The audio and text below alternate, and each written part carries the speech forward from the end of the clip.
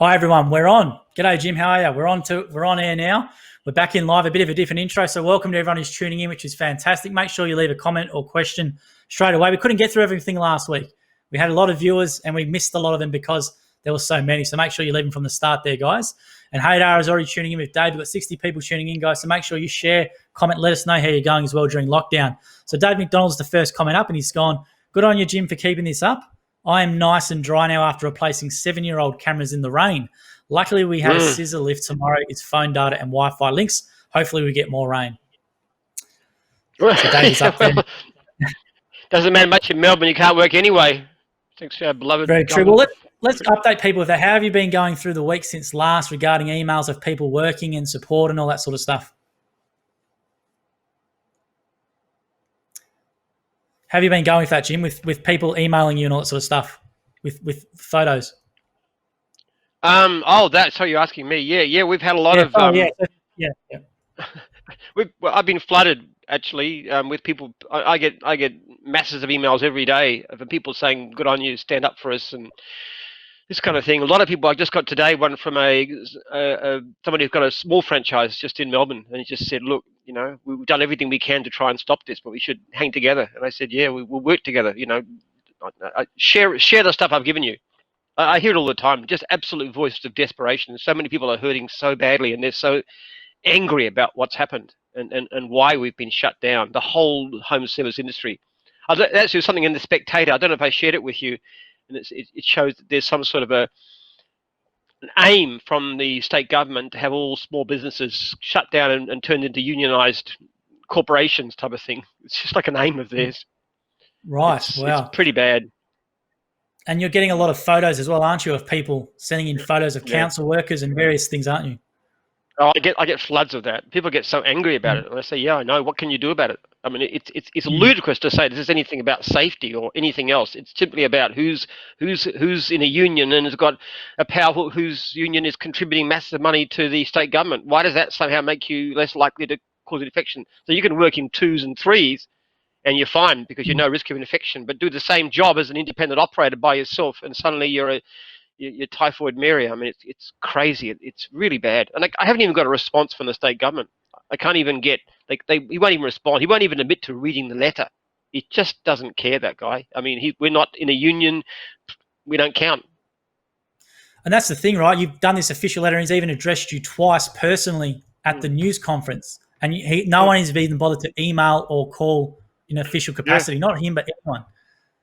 Well, the thing is too, what he says at the news conference is he says, "Oh, we're not going to listen to special pleadings for the sake of to go against our expert advice."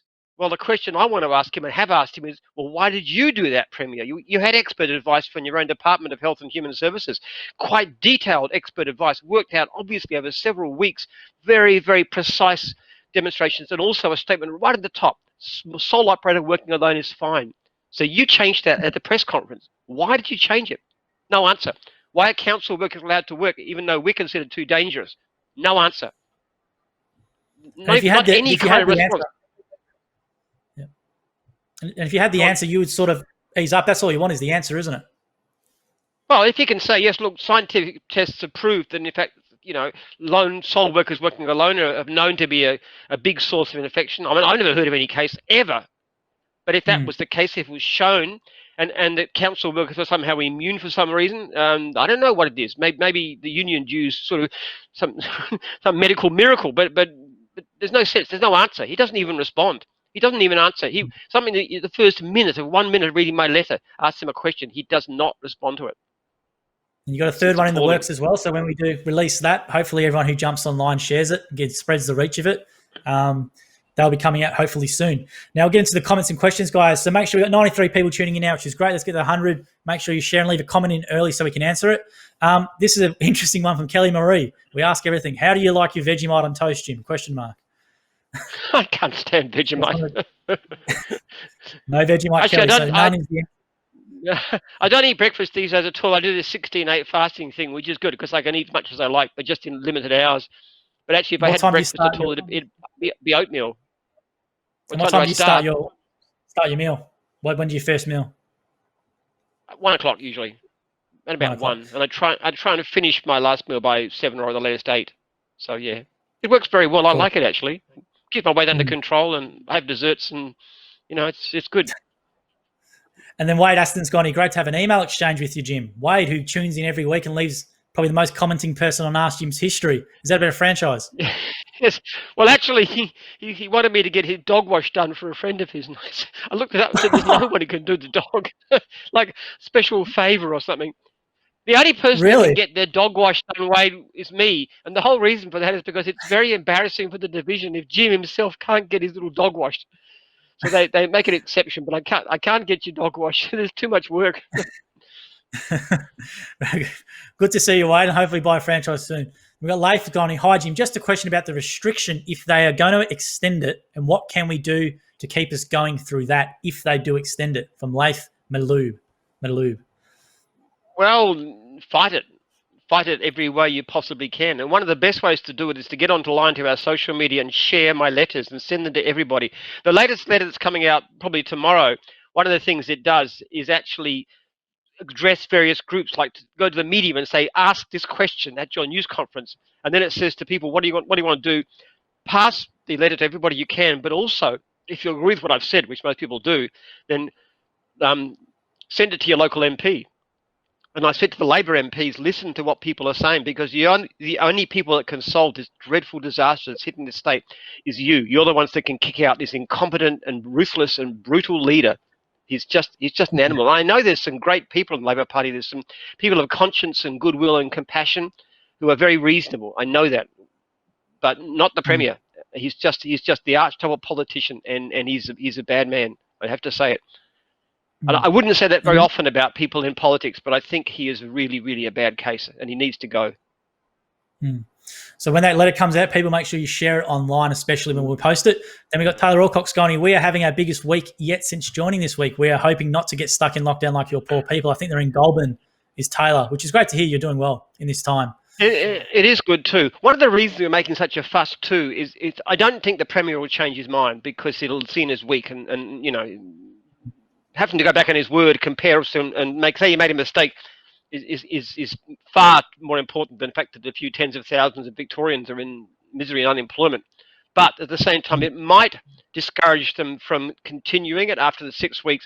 And also, very important, if we make enough of a fuss, it might influence people interstate from trying the same idiotic pathway, because stage 4 could come to anywhere. Come to Sydney. They've got quite a few infections. And I don't think they're getting them under control.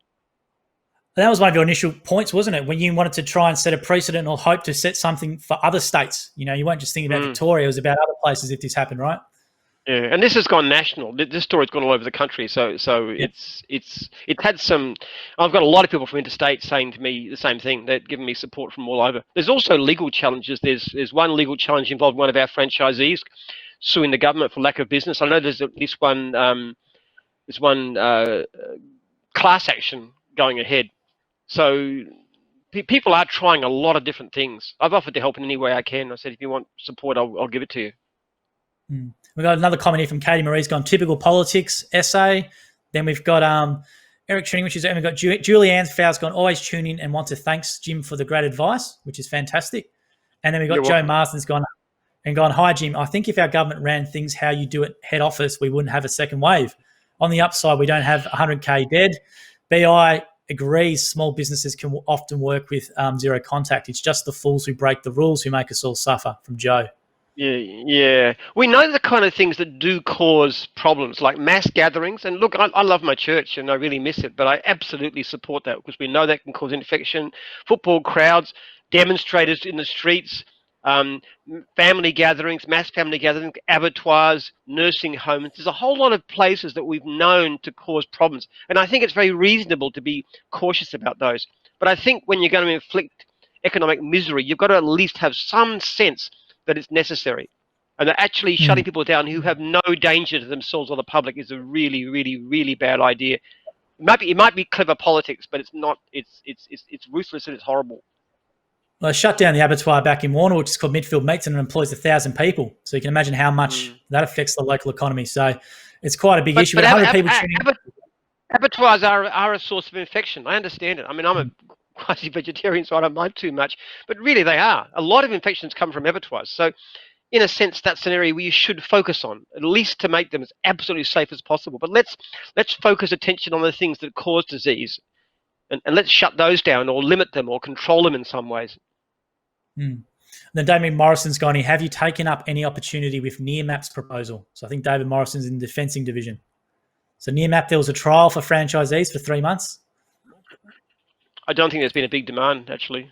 I really don't think it's come to anything. They did a survey. We get a lot. Yeah, go on.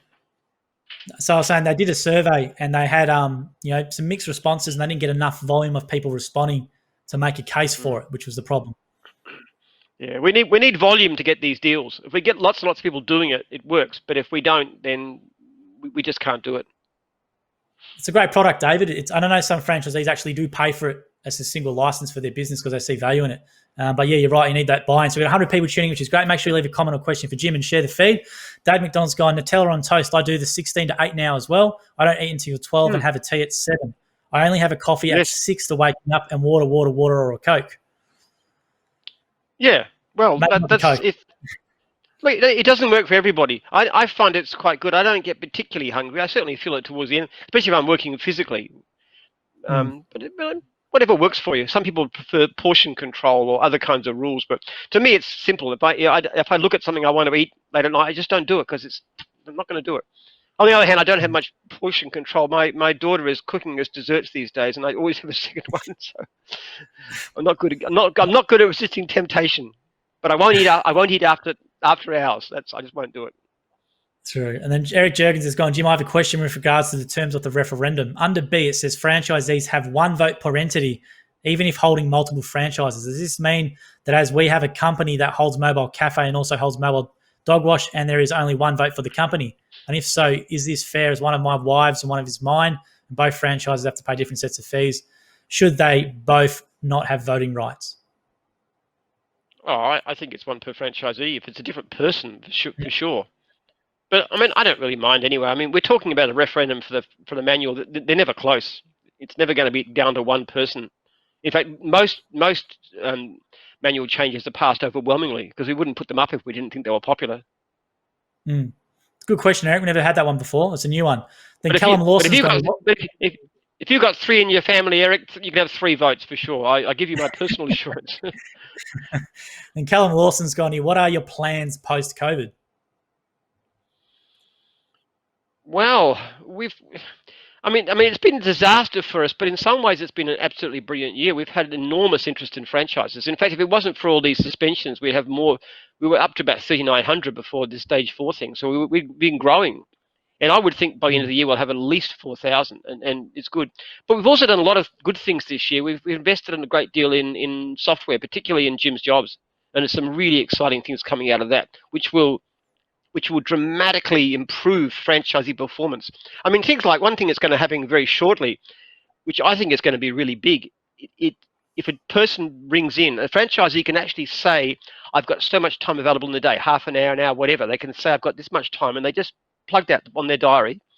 And then if a job comes in, like a new quote or something, or a same-day job to be done, the system will check where they are, what jobs are fixed in place, and what jobs can be moved. And then they'll pick the closest time. And then whoever answers the phone or the computer will simply say, look, what about this afternoon between 2 and 4? So you can imagine a client rings in one company, say one of our competitors, and says, what can you do? Oh, somebody will get back to you. And they ring us and they say, okay, this afternoon between 2 and 4, would that suit you? You've already got the booked in. So your conversion rate is going to be dramatically higher, and there's no need to make that call. Now, this is going to be very, very big change. For something like skip bins too, huge, because we can actually say to the client, your price will be so-and-so, we can book you in for now, straight on the spot. And we know that actually improves conversion rate dramatically. In fact, it's the biggest single thing that affects conversion rate is how quickly you can get back to a client. That's just an example. Yeah, you're taking that completely out of it. And also that's what customers are probably moving towards, expecting everything online, or they want it one transaction or one interaction. They don't want multiple. Yeah, IT is a huge opportunity for us because we can do things that our competitors cannot do. And so the gap is going to widen. It's going to be better for franchisees. Also, it'll dramatically cut complaints down because it does things like, for example, when you book a time with a client, the client gets texted the actual time, so there's no doubt it's Wednesday morning between 10 and 12. They're not going to ring up on Tuesday and say, where are you?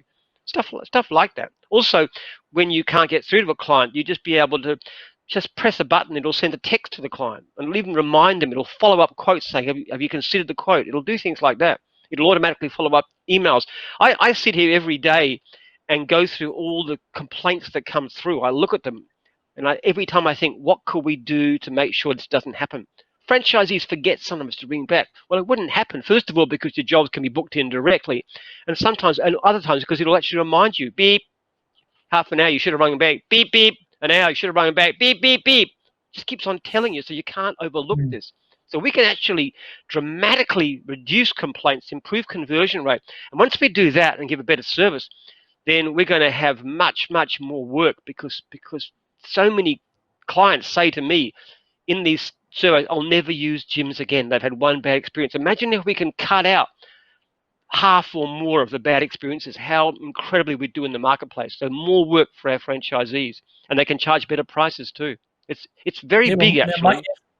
That's the key, isn't it? More money they can make, and then bigger businesses they can grow. And then Dave McDonald's gone here. So we'll move on. That's a great stuff there about Jim's jobs. Dave McDonald says, do you think the vaccine will work if we can get one? And do you think people will take it? I'm first, even if it's $500 a shot, we will all take it. And I think Morrison said that he's going to make it free if one becomes available for everyone. So, well, I'd certainly take it, that's for sure. And I'd hope everybody else would too. I think vaccination should be compulsory. I've got more flack from saying that than I have from disagreeing with the Premier, strangely enough. The anti-vaxxers hate me. But I probably shouldn't have said it because there's no need, but all the same, I totally in favour. Look, what they're doing is they're buying up. I think the government's buying up all these this Oxford vaccine. So they're going to have. So they reckon by early next year, if it's successful, it looks like a very good prospect, we could have vaccination, and that would be just amazing. That's the one from the start, wasn't it? That was the one which everyone always had the most promise, and no one's heard anything about Putin's vaccine, how that's going since. So that sort of made the news cycle for one day. And I don't know, would you take Putin's Russian vaccine? Not really, but at the same time, what he's doing is actually testing it. So you never know. He's just testing it live on a few tens of millions of Russians. So if it works out, we'll all get onto it. But it's a bit of a brutal way to do it because it could have some very bad side effects. I definitely skipped a few of the steps. Yes, I wouldn't go for Putin's vaccine. I wouldn't go for his economic system either. No, definitely not. Then Vix Lee's gone, I work for Jim's Cleaning in Bundaberg. First time watching today. It's business as usual for us here in Queensland. Sorry for those people in Vix. That's great, Vix, for tuning in. Appreciate it. You got a nice warm climate up there as well, and enjoying yourself. And then someone here from torrential rain in Melbourne today too, so nice and cool, about 9 degrees or something. Yeah. Absolutely. And then Katie Reading's gone, hey guys, can we clarify this email survey that I've received and clarify what do you mean about social media advertising to change? As a dog wash, I expect to still remain to be able to post on the socials to advertise, and it's also as an independent if I choose to. Yeah, you can do it personally. You're sure to. We just don't want you to set up a different competing brand. That's all. Look, so I think, but it's up to franchisees what they think. I mean, this is a change to the manual. Franchisees can knock it back, but franchisees complain about the fact that somebody else is out there with a different brand and they're directly competing against Jim's people and taking work in their territory and stuff. That's where it comes from. But look, if franchisees as a whole think it's a good idea to be able to do that, then it won't be part of the manual. Jim's is very democratic. It's the only franchise system in the world that allows franchisees to veto changes to their own manual. I had a problem today with a franchisee who hasn't paid a guy who fixed his car. It's about $2,200, and he's got various excuses. At the time, he wasn't technically a franchisee, and he's giving all these reasons for it. But I said to him, "You pay the bill, or you'll be breached, because this is something the franchisees asked to bring in. It was their initiative. They said we don't like the fact that somebody doesn't pay a supplier, so therefore we can't get suppliers, and it just hurts all of us. And most franchisees do the right thing. So that's just an example, actually." But that's a good point there, Jim. And they're competing with their own franchisees when they set up those things, isn't it? So yes, it's good for everyone if that can't happen. And then Stacey Reed's gone, Jim, how would you have handled the largest plague since the Spanish flu if you were in power? Good question, Stacey. Yeah, I would have certainly done some sort of lockdowns and stuff, but I would have been more sensible about how it was happening. I mean, Yeah, I think you can basically overreact because what people who do these things don't recognize is that there's a cost either way. It's not like one life saved. It doesn't matter how many you throw 100,000 people out of work and it's worth it because 100,000 people out of work actually causes problems like mental illness, child abuse, domestic violence, and suicide. I mean, suicide is going way through the roof. So when you throw people out of work, you've got to recognise that there's a cost to that. It's not a zero cost. The trouble is, people making the rules tend to be those who've got very comfortable, secure jobs, sort of like me in a sense. And you're sitting back there, you're doing your work, you're locked away, safe and secure. It's kind of fun, really, in a way. You're with your family, you don't have to go to work. So those are the people making the rules, and yet the people suffering are the ones who are the poorest ones, like people who work in restaurants and people like our people, like the gardeners and the cleaners and the handymen and so forth. So yeah, you've got to balance it, but I think the balance has gone way towards the elite and away from the benefits of ordinary people. And that's what's happening in People, America too. You find the elites are very much in favour of strict lockdowns, and ordinary people are just saying this is too much. It's all right for you, but we're hurting, and there is a cost to us, a big cost. Our families are hurting. We're hurting financially. We're hurting emotionally. We don't want it to be so strict. the mental health ramifications are going to go on for years, I reckon, and we'll still be Yes. mentioning this in 10 years' time, maybe 5 years' time, whatever, and hearing some of the stories with some franchisees. 2 weeks they start their franchise, or maybe they're on a visa or whatever, and they actually got no support from the government or anything, which is quite sad.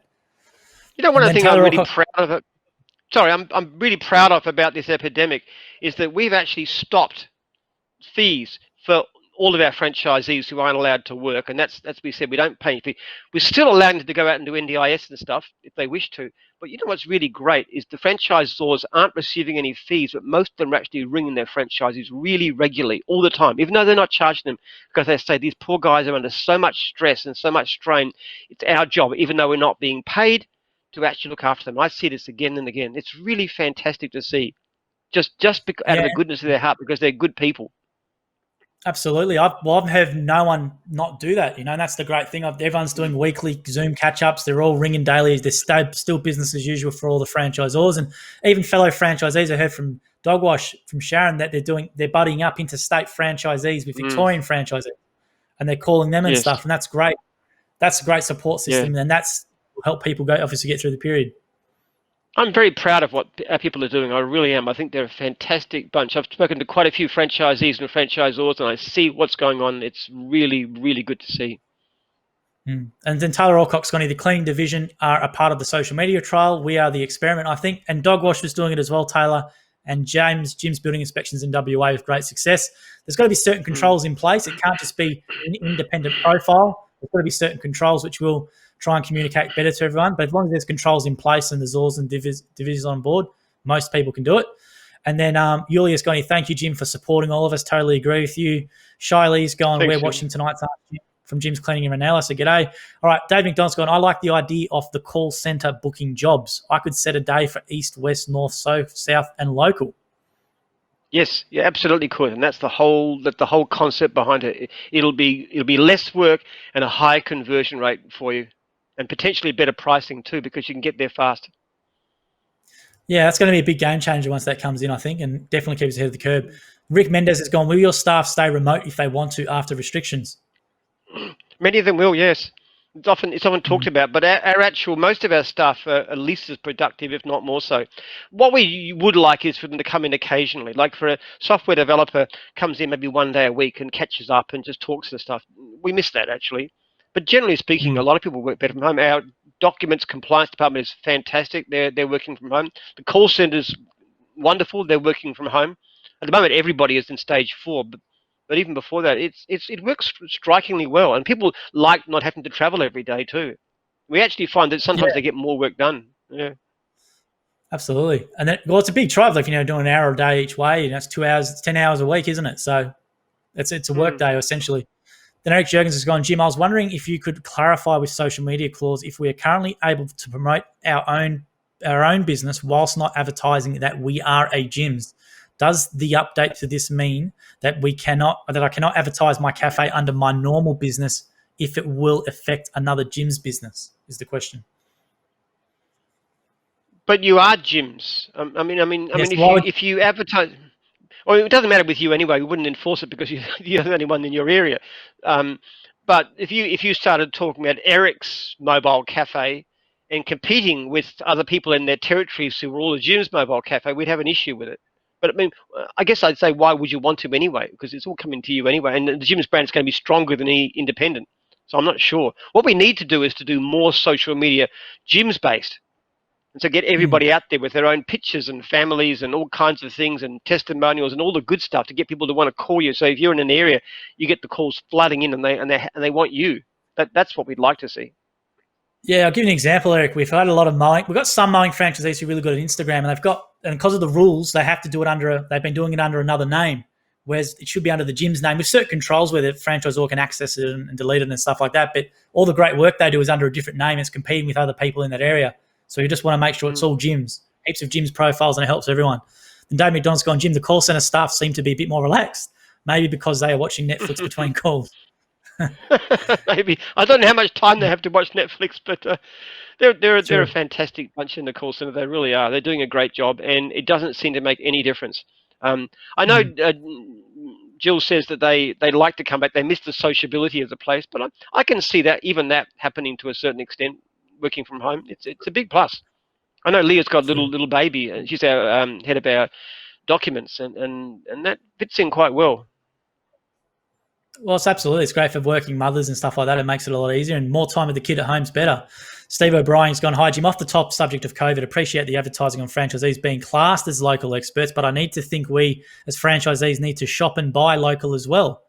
I've only been with gyms for a couple of months, but most of my equipment, shovel, hoses, etc., hard yakka pants and mongrel boots are made in Australia. Can we as gyms franchisees be encouraged to buy Australian-made products and equipment?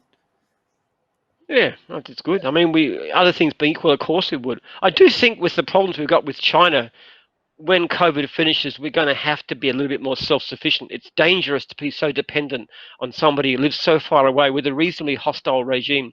And not going to buy Mm. so much of our coal and our iron and barley and all the rest of it from now on. So we've got to be a little bit less open to trade, I think, just for our own protection. I think that's one of the big changes that will happen post-COVID. The world will not be the same. We will not be able to ride on on Chinese prosperity and growth. And I think we'll be a little bit poorer for it, but perhaps a little bit safer. Mm. The manufacturing, do you think they'll start up again then? Because that's good. You're actively doing that Mm. there, Steve. And I think most people want to do that, but obviously you've got to put your hand in the pocket to have Australian made, I guess, because of the higher overheads for those companies producing the goods.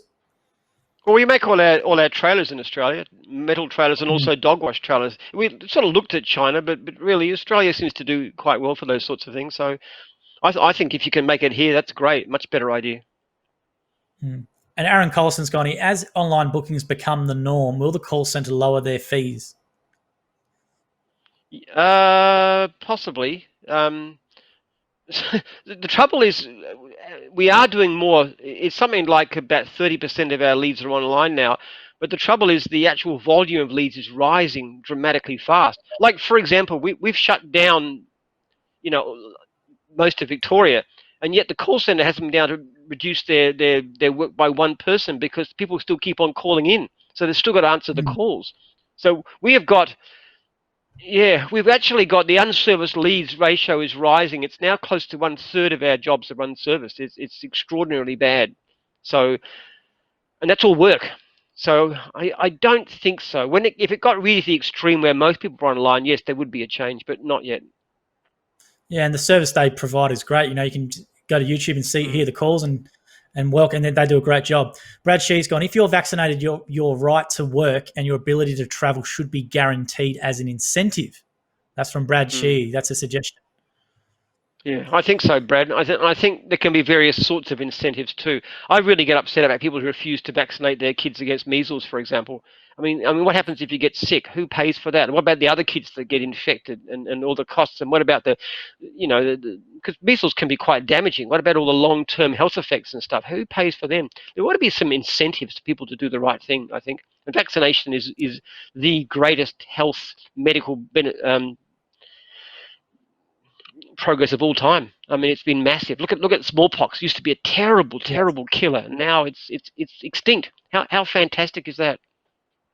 Polio, those sort of things. And you got Dave McDonald says should Yeah, have a vaccine card like a working with children's check or driver's license. I can imagine the anti-vax people. I yeah. hope there's none of them watching, jumping in the comments about it. But Well, look, yes, I had a friend at university who was crippled by polio as a child, and she just couldn't walk properly, and she just had to go to crutches, and her legs were that blighted her life in so many ways, and she was so bitter about the doctor who misdiagnosed her and stuff. I mean, people talk about how vaccination is bad. They have to see the misery it's caused to people who suffer from these dreadful diseases. yeah, I think when we had your comment, well, the anti-vaccination people were coming into. I'm not saying they're people, but that on that view, they just always post YouTube videos and they sort of watch a couple of videos and buy into that video and think that's the case when the evidence says the otherwise. And please don't send us YouTube videos with these things, but the misinformation online definitely and all this stuff getting around definitely is getting into people's I heads. must say, I don't even respond to anti-vaxxers. I'm sorry to say. If somebody writes back to me, and there's been like I get a couple of week people saying they think I should support the premier and this lockdown's fantastic and stuff. I just write back to them and try and explain my point of view, reasonably as I can. And they don't usually respond, but I will talk to somebody like that because I think they're reasonable. But an anti-vaxxer, I don't know what to say to you. I mean, I just think you're wrong. Yeah, don't send any comments. You've heard it there. We'll move on. Nicole Plum's gone, hi, Jim. Are you going to take on the Victorian government after this? I'll be half of the franchisees that have been unable to work and have lost money. Also, if they did NDIS customers only, would they still have to pay their franchisee fees even though they don't make much of the NDIS customers? The last question, absolutely not. We've made it quite clear. You must maintain insurance. That's one thing but yes, you can work. We recognise you're not going to make much money, but you can go out and make $500 a week doing NDIS. Then good, God bless you. I mean, we're all in favour of that. What was the first question? She goes, are you going to take? So, are you going to take on the Victorian government after this? I'll be half of the franchisees that have been unable to work and have lost money. So maybe joining in on the action or something Well, like as that. I said, there's two legal cases that I know of. One is a class action, and one is a action on behalf of a specific franchisee, which is being crowdfunded.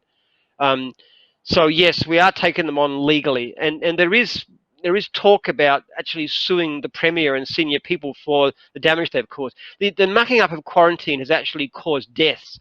There is legislation out there about industrial health and safety, which is all designed to prosecute business owners whose staff are injured. Well, apparently the same thing applies to the government. So potentially the premier and senior civil servants and politicians could be legally liable for the dozens of deaths that have been caused by their negligence, not to speak of the billions and billions of dollars worth of losses. So that's going to be very interesting to see. I think it'd be a very fitting. And I don't think that you can deny that they did it.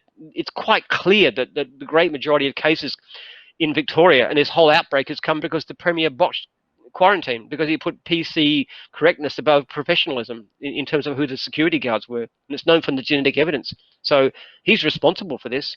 I mean, all that suffering, all these deaths, all this misery, all these losses, they're on his head. And we got Michael Vellis going here. Hi, guys. I'm Michael from Jim's Fence in Greenvale. Last week I had my car and trailer stolen. I just want to say thanks to all the franchisees that kept a lookout for me and all the well wishes and offers of support. It was a difficult time, and you guys helped me and my franchise. Justin Tranto, absolutely rock star. Update, car back but damaged, tools gone, but in the long run, all okay. However, they did steal my uniform, jacket and jumper, but in the long run, I'm okay. So thanks to the guys for the support. All are great. Yeah. It's always wonderful to hear stories about franchises looking after each other. I really love that. And we hear a lot of it. I know when we had that terrible case in Perth a couple of years back where one of our franchisees went berserk and killed his 3 little girls and his wife, which was so awful. I mean, I went to a meeting there and most of the whole state was there, the franchisees, and all willing to volunteer to help each other and try and give support. I mean, the feeling in that room was incredible. And I felt so, we were grief-stricken. It was shocking, but I was also really proud of them. And I actually asked, they came up with the idea of mentors to help people with mental illness and strains and stuff. And most of the people in that whole room put up their hand to volunteer. No funds, nothing, just to help each other. That's great.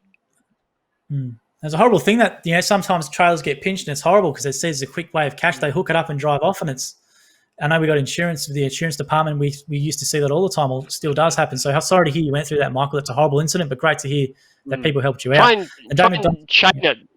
Put a chain on it if you can, and lock them up. Yeah, they can have those poles in the driveway.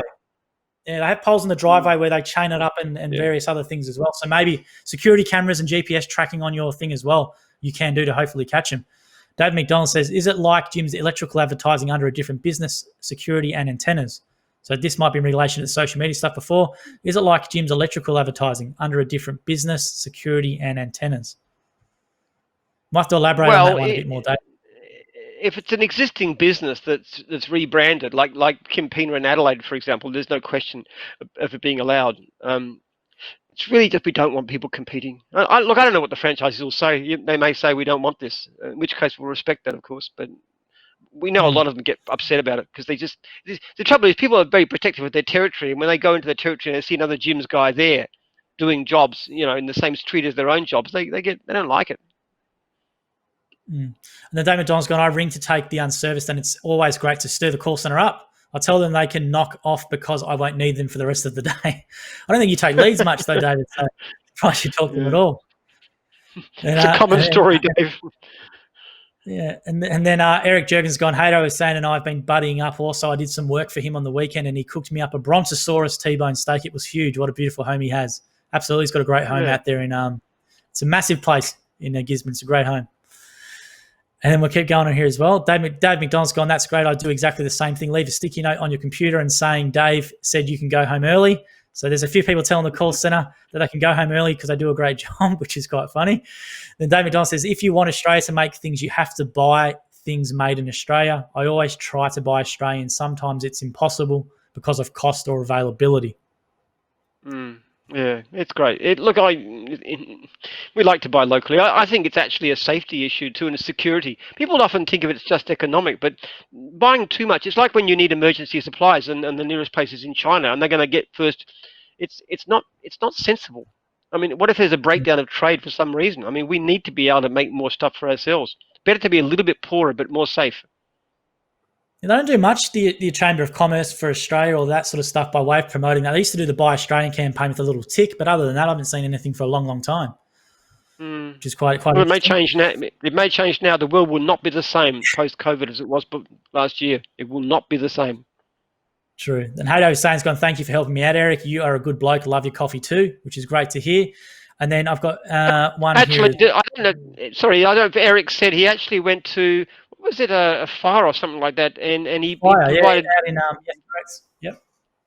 Yeah, free all day to the emergency workers that were there. It was a fantastic thing, and I tell you what, the amount of goodwill that did the brand was incredible.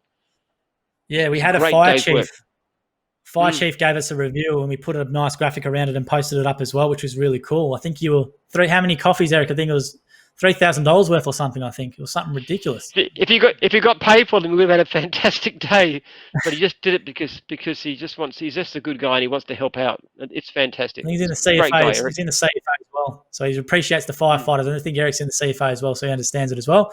The Matt Dwyer's gone here. I too have social media pages that I had as an independent before I came to Jim's. Does this mean if the changes come in, we will have to advertise the 131 number, which will obviously cost us the lead fee? Obviously, always nice doing your own advertising in social media if it saves a few dollars each month. If you had it before you came into Jim's, there'd be no question. I mean, it was never meant to apply to that. So an existing business that you already had that you're running, which is very common in some areas, it absolutely doesn't mean that. It's more people who just are setting up to try and get leads from someone else's territory when they're already going. We could actually grandfather the clause, say if you came to Jim's and you already had it, absolutely not. You have my word, you would not be affected. That's a good point. That's probably good for some people watching as well who've probably already done some stuff in that regard as well. And then Dave McDonald's gone, Jim and Joel, have you learnt to solve a Rubik's Cube yet? I challenge you to learn and solve one by Christmas and make a Jim's branded one for me to give away. I don't know where you get it. No, I actually, years ago when it first came out, I actually got a book and I learned to do it. And I was teaching Sunday school at the time, so I took it to my kids in Sunday school, and I sold the Rubik's Cube. They thought I was absolutely magnificent.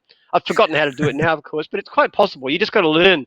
There's a series of moves, and it gets harder as you get near the top, but you just memorize a series. And I could take them, and they could give it to me, and I'd and then give it back to them. Oh, wow, Jimmy, you're so good. There's a great Easy to documentary impress you'll kids. like on Netflix called Cubers, I think, and it's about the World Rubik's Cube Championships. And there's the actual world champion lives in Melbourne, and there's a new American gun champion who's got autism, and he's just taking to this thing he's doing with his eyes closed, and he holds all these records and all that sort of stuff, and because he's solving an algorithm, right? Isn't it? You know, it's an algorithm, it's patterns, all this sort of stuff. It's a great documentary, but I think Jim would be a lot better than me, David. I'd be there till next year or the year after, still trying to figure it No, out. you learn. You just learn. There's a sequence of movements, and it's different for every level. You just learn what they Mm. are, and then you just follow them. It's not that difficult. It probably took me a few hours to master it. I just got the book. It's very, very, very impressive, though. They still do it. Very impressive. I reckon I'll be there to 2025, David.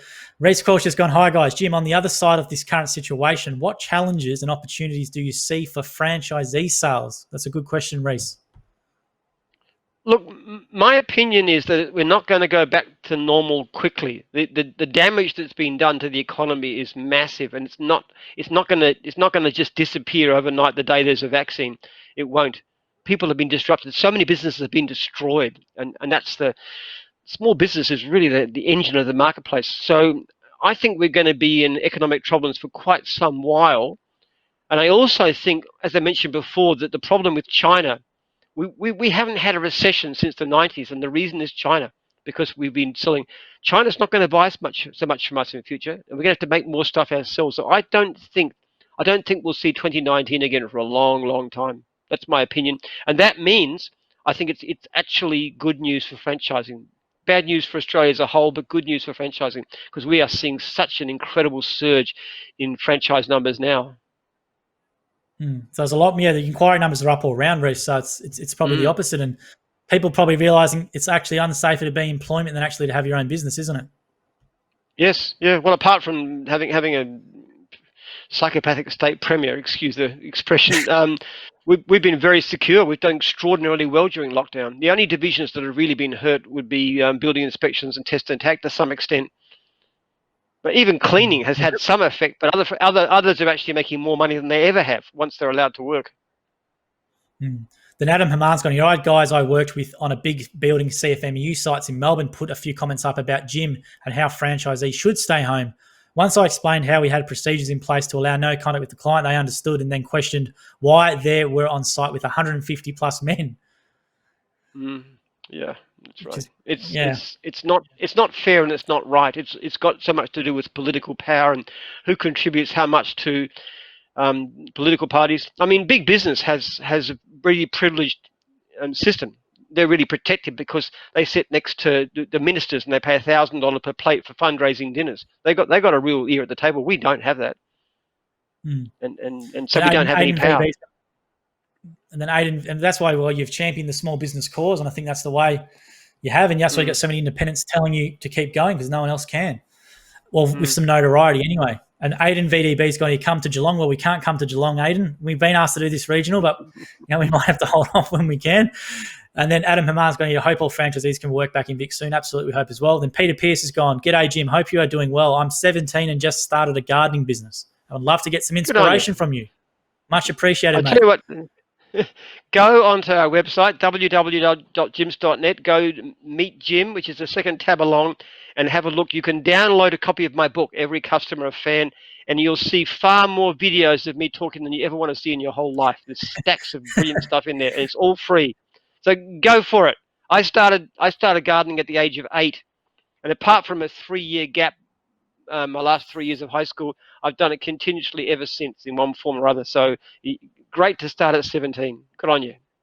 But learn And you from tune in others. every week. I love reading. I read a lot of books about business, listen to books about business, a lot of things, history, everything else too. But just read and learn from other people, particularly in my mind, people who've already done it. There are some wonderful stories. Read about McDonald's. Read about the great business successes. There's so many great stories out there, and it's easy to get books these days about anything. You can just download them from Amazon in no time. And even if you haven't got time to read, you can listen when you're driving the car or doing anything. Well, you're 17, you can't drive yet, but still, There's so many Depends on opportunities. the state you're in. You can drive at 17 in some states. I think South Australia, Can I, Perth, you can I can. just say, can I just say too, that there has never been a better time in the history of the world to start a business, because everything is so upturned. Everything is different. You know, the biggest and most valuable corporations in the world didn't even exist 40 years ago. People like Apple and the rest of it. I'm not saying you're going to start Apple or Google, but the opportunities, the computer revolution is turning everything on its head, and young people have got an advantage. If I want something done in my house, I look for a teenager to do it. I can't figure it out, but they'll say, oh, you do this, and they do it. So Mm. I was trying to set up Zoom on my computer, and my 21-year-old daughter, oh, you do this, bang, it's so simple. Even though she didn't know, she could figure it out. So That's it. good on Hey, you. you can 17 is a great age to start. Keep on going. But read my so you can story. Loved it. You can tune in every week, Pete, to ask Jim a question. If you've got specific gardening questions, if you're out there and about doing it, Jim will help you out as well with customers. Mm. John Formosa has gone, good evening, gents. Will franchisees have the ability to turn the Jim's Jobs feature that will allow the CC to book work into a franchisee schedule off? Oh, yes. It's in fact, you have to turn it on. Right. The default is off. The default is off. You actually have to put yourself down. I specifically want this feature. That applies to a lot of things too, actually. There are features that will actually let your franchisor know what you're doing, which can help them. Now, that you can turn that one off too. You don't have to let your franchisor know anything. You can be completely private. The only time we might ask you to put it on is if you're claiming pay for work guarantee. We want to know where you are and what you're doing. Or if you have far too many complaints, like for not turning up, not ringing back, then you might be asked to turn it on. But the great majority of franchisees, if you don't want it, you can be completely private. Mm. Then we got one here from Chris Vella. I think the diary scheduling directly by head office will not work. If you say franchisees don't ring back, what makes you think they'll turn up on time if someone from head office allocates a time? Or if a franchise picks up another job and forgets to update the diary, will lead to more problems, I think, from Chris Vella. No, but it's in your diary already. What's actually going to happen is that when it's set up properly, it'll become part of your diary. So what will happen is you'll finish one job, and then you'll get back to, and then the computer will tell you where to go. You just turn on your phone, it'll say, okay, now your next job is so and so and so and so. Go straight ahead, turn right at Orange Street. And hey presto, you found yourself at a job you didn't even know about. And if you actually got behind and weren't going to make it, the system would remind you and say, beep, beep, beep, warning, you're missing out on this job. You want to let the client know that you're going to be late. So in actual fact, it's quite the opposite. It'll be in your diary, reminding you, giving you directions, and you'll just follow this thing. You just look at your phone, and you will follow, and you'll want to do what it tells you, because it'll be smart. Eventually, it'll actually reschedule your day for you too. It'll actually suggest better ways of going between jobs and how you can minimize travel time and how you can avoid overly busy roads and stuff. That's next year and stuff, but it'll do all kinds of things of that nature. It'll do so much else too. Like, for example, if you've got a client who hasn't paid you, it'll actually badger the client. It'll text them, it'll email them, and it'll keep on reminding the client that they're supposed to be pay you. It'll follow up quotes. You say, "Have you still thinking about the quote? Is there any questions? Would you like me to call you?" It'll do things of that nature. You can actually set a budget too. This is a if you wish to, you can actually have a system that will allow your phone, basically Jim's Jobs, to contact clients that you've done in the past. So if you've got a spare hour and a half coming up in the day, in the next day, if you want to have it set up that way, the system will actually look back and say, okay, what jobs did you do some time back? And then it'll start texting clients and saying, look, would you like to book the job in for so and so and so and so? If the client types back why, because it's a text, he books that job in. So all that happen is you'll come up the next day, and instead of having an hour and a half gap, you'll find yourself with an extra $200 worth of jobs booked in, and you won't even know about it. It's all done for you. The And if potential for someone's not IP is rocking up, fantastic. What's that? sorry, you guys. I was going to say, well, if someone's not rocking up to the job, even if it's been booked in for them and they've got the directions and they can't get there on time, it's going to generate complaints, and obviously they'll get filtered out a bit more quickly, I guess. But they won't actually. There'll be less complaints because it'll remind you. Most of the time, franchisees actually just make a mistake. They forget about a job. They forget to call back. To do something like that, this will remind them. It will tell them, and it will remind them. Make it very easy just to send a reminder to the client. Hey, look, sorry, I'm running late. You just by a single button, and it'll rearrange for another time. So it'll be making incredibly easy to look after clients. Thanks for that comment, Chris. That's a good one there. And thanks for watching. Malcolm Bradley's gone, had a game of Monopoly with the family last night. Youngest don't thrashed me. I was first bankrupt. So if you watched our game online with Jim as well, I think Jim, he finished second to Ben. And then I think it was rubbish removal that got you bankrupted, wasn't it? I got stuck on rubbish removal with a red Jim on rubbish removal. That was painful. And I had test and tag, I had pest control, and what was the and dog wash. I had you red Jimbos on all of them, and I got bankrupted on mowing. Oh yeah, your test and tag was fantastic. I did so well on test and tag. But there's something that you didn't figure out about how to play Monopoly. There's something you didn't know, and I'm going to tell you what it was too. You made a big mistake. On YouTube, some videos afterwards. I have to watch them. I have to watch it again. Then Dave McDonald's gone. I can do the Rubik's Cube. Follow it up and see if you can see what I did. If you work out, you made a mistake. I will have to. Dave McDonald's gone. I can do a Rubik's Cube in a minute and a half, which is very impressive. I always solve customers' cubes if they have one. That's pretty cool. I didn't know that at all. And then here we go as well. Here we go. Craig Dennis, hi Jim. Do you think that we will be able to go back to work gardening in Melbourne in 4 weeks? Or when September 13 comes, do you think they'll reduce the restrictions to be allowed for gardeners to work? Probably. It might be hard for the Premier to back down, but to actually extend this, I think he might be feeling the political flack. Hopefully we're putting enough pressure on him. I do know a lot of people are concerned about this. We have had huge numbers of people responding to this thing. I mean, we've never had such a burst of publicity. National programs and news.com, and very favourable for the most part. I mean, the Premier says he hasn't read the letter, but I don't think that's true. I don't think when you get national news stories about a subject that's criticising you directly for a particular thing, I bet you he knows what we've said, and I think he will tend to not to want to take the heat off. Because one thing I've made quite clear: this is one issue. I'm not against it. I'm not going to try and get the Premier turfed out for any other reason. The only reason I want him to go is because he's done this dreadful thing of throwing tens of thousands of Victorians out of work. And I don't mean just our own people. It's everybody out there. We're all in the same boat. Then Jason Pollock's gone, great interview with Brett the other day. Joel, I watched it yesterday. Great work. Yeah, so we interviewed Brett Blair, who's a great guy, and we've got it on the YouTube channel. I'll put more clips up on Facebook soon. Everyone watch it. Brett's a really good guy, and it was really good to talk to him. Dave McDonald says China wants to stop buying our wine, saying we are dumping it on them like barley. So it's just excuses. And they use health, they use everything, but it's just hitting back at us because we're critical of them. And I support the government in that too. I think we're taking a very sensible role. We shouldn't be pushed around. Yeah, I think that's don't be bullied. And the South China Sea stuff, right? With the UN ruling in favour of, let's say, Philippines and Malaysia, and they're still going against that and doing their thing, right? So we've got America, and the Guam position is really important, I think, isn't it? You know a lot more about that than me, but in the South China Sea. I don't know what they're doing in Hong Kong too. I think that's awful. And the way they treat their Muslims out in the West. I mean, there's a limit to what we can say about it, but all the same, I mean, how can we approve this kind of stuff? It's just bad. Now, Wayne's gone here. Ask Jim, hey, Jim, I also run a garden and maintenance business in Melbourne and have just resumed to maintaining my clients who are funded by NDIS TAC work cover and also multi-dwelling units. I have a letter from the DHHS stating I'm able to do those clients, which is good. You can keep working in that regard. Yeah, I heard from one particular gardening contractor when this whole thing came out, he went down to the local police station and he showed the regulations to the police sergeant there. And he said, yeah, the regulations say you can work. So he gave him a special stamp and now he's working. So it's a pity we didn't do that, but who would have known they'd changed the regulations? No, exactly right. And Pete Pierce has gone here. What is a challenge faced daily through Jim's franchises during COVID-19? What tools have you guys used to work through such challenges? It's a good question, Pete. Well, we've done extraordinarily well, apart from being actually shut down by the Premier. I mean, really, most of our franchisees are busier this year. Leads are actually way up over last year. We had a better July, significantly, like 20% up since July last year. So our leads have actually been excellent.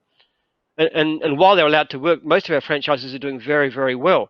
It also helps too because when we've got franchisees in a division which is quiet for work like test and tag, they actually can take the overflow work from other divisions like mowing, which got plenty of work. So on the whole, financially speaking, we've had a pretty good year. Dave McDonald's gone, Jim, think of all the tourism with no income at all. They have been doing it tough since March, which is a good point. I feel for them too. It's awful. Tourism, restaurants. There's so many businesses that have gone to the wall. It's a terrible, terrible suffering. And when it's absolutely necessary, you can say yes. Of course, we don't want people from infected countries flooding into Australia and causing more deaths here. But jeepers, you've got to balance that. You've got to balance the benefit in terms of affection against the cost, and the costs are very, very, very high in all kinds of ways. I know so many people are just so down and depressed about it. People live by themselves. Look, I'm pretty well off. I work from home. I've got a great family. My 21-year-old daughter staying with us and cooking fantastic meals. So we're pretty well off. But I mean, there's some people who are so lonely and so cut off and so hurting. There's a real cost to these restrictions. We've got to be so careful to apply them carefully. I think the lonely part's key, and obviously in Melbourne winter as well. It's cold, it's miserable outside. You're stuck. You're like under home arrest, aren't you? You can't really do too much. And if you are out there and know someone who might be doing it tough, please reach out to people. I think being proactive and reaching out, maybe some old school friends or something, just be proactive where you can. Because if you're not proactive, we did an interview with Matt Thorpe the other day, and he's really proactive during this time. And try and be proactive and do stuff. If you reach out to people and talk, and I know franchisors have been good with that, and other franchisees, which has been a big help. Jim, another benefit of the system is that support right now, isn't it? You wouldn't have that as a normal business. Yeah, just a thought actually. I don't know if anybody has some ideas on this, but what if we were to go to the franchisees across the country and say, look, here's a list of franchisees in Melbourne who've been affected with their phone numbers. If any of you would like to buddy up to them and just talk to them and give them some reassurance, well, then that'd be greatly appreciated. I know that's happening to some extent, and the Melbourne guys really, really appreciate the support from the rest of the country for those who've done it. So maybe we should make that maybe we should do something like that. I think it's a good idea. And they can both all empathise. They've got the same business. They do have the similar type of work they do. I think that'd be great. Dog wash you're doing works well, so that's a really good idea, Jim. Eric Jurgens has gone, I have to say now that it's probably the best time to buy a mobile cafe franchise, even during this lockdown. I still take in a reasonable earning per week. And as we come out of this, people have more and more accustomed to having service where coffees and takeaways can be delivered to them, which is a great point. Home Fresh and Mobile Cafe are those two. Both doing well. Look, mobile cafe should really take off. I mean, Eric's proven the business model. He's making very good money, certainly before the recent lockdown. And I'd like to see hundreds of those little vans going around. They're fantastic looking vans, actually, if anybody hasn't seen them. And the coffee is good, supposedly good because I don't drink it. But I can tell you the hot chocolate is really good. Coffee's good, Eric. I'll have your coffee. It's good. You could do with a few hundred of you, Eric, and we were hoping to have that before too long. Absolutely. It's a great looking vehicle too. Malcolm Bradley says, if your division is not currently supported in Jim's jobs, do you have to pay for it via technology fee? Absolutely not. If you're hang on a bit. If you're actually paying for Formatize, and you have been, then we won't. Then we'll if it's not ready for you yet, then we won't charge you the technology fee.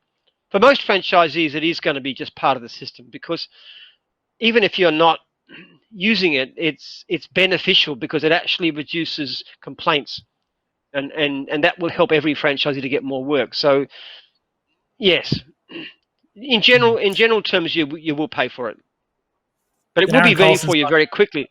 By the end of the year, every division should be fixed up for Jim's jobs. Then Aaron Colson's gone, do you think Donald Trump has been a positive or negative force on the US economy, regardless of his persona or public perception? And how do you feel that situates Australia as an ally? That's a really good question, Aaron. He hasn't done too bad economically until the recent till the virus came along. I mean, the American economy was booming. In terms of the economy, not too bad. I just think he's a dangerous man. I mean, I'm a conservative side of politics, so in a sense a natural supporter, but he's very erratic. He's too personal. He breaks up. He's pretty good to Australia, actually. He likes us, okay, but he's letting down traditional allies and very America first stuff. And as somebody of the Western world, I mean, we love America. It's a great ally to have, but I'd rather have a more rational leader in charge of the US. And Joe Biden would be okay. Frankly, I'd vote for him, which is something I wouldn't say anything else. But that's it's going to be an interesting election campaign. I think he's going to smoke him in the debates, though, Trump. But we'll see how that goes. What do you reckon? Do you think he's going to smoke him in the debates? I don't know. Biden's so far ahead at the moment, but who can tell? I mean, who expected Trump to win the last time 4 years ago? It's True. just incredible what happened. Nobody Well, predicted that. he's doubling down. He's saying if I lose, it's basically mailed in votes has cost me the election. It's faked and it's rigged. And if he wins, he's going to say he's the greatest person of all time. So he's sort of hedging his bets either way. Eric Jurgen's gone, I've noticed that Jim has stopped picking on you, Joel, since you all went into lockdown. Maybe you should keep this format going moving forward in the future, Joel. I'd rather be back in person. I can't see his stomach from here, you see, so he's hiding it underneath the thing, so I can't tell. True. I'd rather be back in person, Eric. It's a lot more fun doing it in person than remote, believe me. And there's a bit of a delay, so I'm not trying to cut off Jim. It's just a bit of a delay. I think he's stopped talking. I keep going. So he does have a bit of a go at me at times, though, Eric. He's not entirely a helpless, mushy marshmallow, apart from physically, of course, but still. well, hopefully, he can get his September 13 onwards. We can get back and do it live. It's a lot better in person. Then Taylor Alcock's gone. Is the Premier your new favourite villain, Jim? Yeah, right. He's right. No, he's even worse than local council. Yes, he is. I mean, I just think it's extraordinary. I couldn't believe any politician would do what he's done. I mean, it's just so callous. It's so self-serving. It's so heartless. I mean, you can be cynical about politicians, but I think on the whole, they're reasonably decent people. And maybe that's controversial, but I think most of them have a fair sense of public service. But this thing that he's done in shutting down these industries without any reason at all, it's just dreadful, and it's pure political calculation, nothing else. It's awful. Having said that, all I have to do is to see an end to this one measure, and I'm silent. I'm shutting up. I'm not going to make a campaign to get him out. I don't care anything else by comparison. I just care about my people and the other people in our industries. Then Christopher Cannavaro has gone, the Premier will have a lot of safety issues on his hand if the gardens cannot be maintained after the 6-week lockdown. The safety issues, that was something that was argued with older people and stuff like that. And I think we had a chat to Matt, the franchisee, and he said some of the clients he did for these disability facilities and these other places in homes with older people, there was a lot of risks and hazard and stuff like that as well. There is. There's no doubt that we're at public health. We preserve the health. What about a old lady, a pensioner who has gutters that are coming down and causing water? What is she supposed to get up on a step ladder and try and clean out her own gutters? And how do you calculate an emergency? I mean, who knows it's an emergency? Who can tell? Or what about branches falling across paths and people slipping over on wet leaves and so forth? There's real dangers to not having proper gardening done. I don't even really mind the council doing it, but I think they should work it individually. And I also think that there shouldn't be a double standard. That's all. And then Damon Don's gone, Jim, how long do you think before we have a permanent population on the moon or Mars? And do you think this is important even under the current climate? It's a good question. Oh, interesting. In my lifetime, maybe. I'll probably live at least another 20 years. So yeah, one would hope so. I'm a great, when I was young especially, I was a great science fiction reader. If you look at the books behind me, that's only about a quarter of my library. Most of it's science fiction and other stuff, which is in different rooms. And so... yeah, when I was young, I would have volunteered to go on a starship anytime. That was my great dream. Heading off to Proxima Centauri, that'd be the way to go. Yeah, he says, and do you think it's important even under the current climate? Financially, obviously. Yeah, I do. Well, yeah. I do. I just believe in testing the limits and moving onwards and progress and so forth. I think it's exciting and it's great, and it's important for us as a species that we spread out and do whatever we can. I'd like to see us go ahead. We've had some incredible changes, especially in the last couple of 100 years with the Industrial Revolution and the curing of poverty through much of the world and the defeating of disease. I'd just like us to see us go on and achieve what we're capable of. It should be exciting times. Elon Musk and you got Bezos, who obviously all have their spare change they're putting into these big space startups and stuff like that, asteroid mining, colonization of Mars. Who do you think will do it first? Oh, Musk is probably as well placed as anybody. There's interesting thoughts about how it could be done. They could actually do it sort of like Big Brother. They could actually fund the whole thing by having cameras on Mars and people actually see what people are doing. I mean, that would be fun, wouldn't it? Well, actually, there's another scientist around. There's another scientific thing going on at the moment, which I think could really affect this, and that's my own research. We're actually making very good progress in the research into how to develop and strengthen character. And if we could achieve that, then the thing that if you notice about people like Elon Musk is he hires really, really brilliant, dedicated engineers. He does fantastic things. Imagine if the general population had that kind of drive and brilliance.